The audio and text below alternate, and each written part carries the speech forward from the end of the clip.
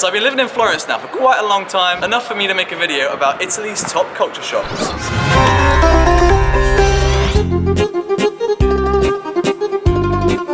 Coffee culture. I love my coffee. Every day in Italy starts with a cappuccino. You ask for a coffee. The best coffees in Italy? Yeah. And they give you an espresso shot. It's not like a Starbucks where you get like some massive thing. Time for our daily cappuccino. I mean, a lot of people go to the bar, shot a coffee, and that's it. This country is slightly more unorganized, but also relaxed, so it's not necessarily a bad thing. Our washing machine broke, and a guy came to fix it. It's okay, I'd gone back. He comes back like 2 weeks later, part's wrong, 2 more weeks go by. Basically, it takes like 2 months to fix a washing machine. Next is that the sockets here. There's a European socket, then there's an Italian socket, an old Italian socket, and then there's some other socket, I don't even know what that's from. Basically, our apartment has 4 different types of sockets in it.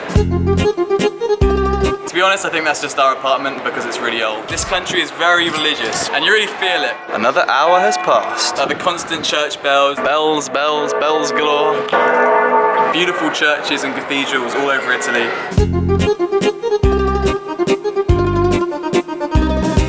The Italians have quite good fashion, I must warn you. It makes me feel like I gotta wear some nice outfits myself. Home of Versace, Armani. Picking ourselves up some gloves. Now we're gonna check out the Gucci Museum. So if you ever want to kit yourself up with a pair of shoes, suggest this wig shoe. What do you think? Gucci gang, Gucci gang. This is where fashion comes from. This country's just full of beautiful art. A window, a window, a window, oh wait, what? This ain't no window, this some art we got right here.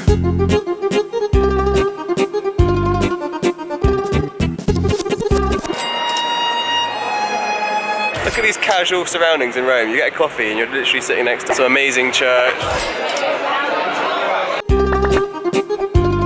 The streets in Italy are very narrow, but the cars still drive through them. Even on my first day, the taxi dropped me off, almost scraping the walls. People were just running to escape the alleyways. The street's like this wide.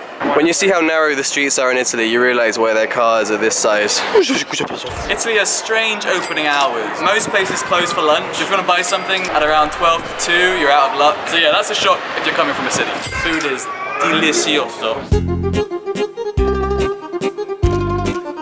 Pizza, check! That's a stereotype, which is very true. Even a cheap sandwich I'll buy for lunch. Fresh meat, fresh bread, fresh cheese, truffle cream, everything is Italian. Not much variety, but what they have is delicious. Wow, look at that. Are you sure? Now you know. You have. Grazie.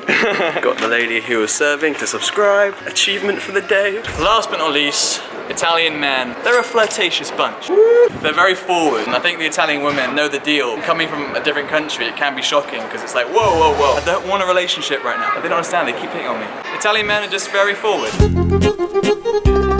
That's just how it is here. Okay, so those are my top culture shocks from living in Italy. They've been a shock, but they've been a great experience, and I've had such an amazing time living in this beautiful country. Let me know in the comments if you've experienced any of these. Let me know if you had any that you'd add. Till next time, arrivederci.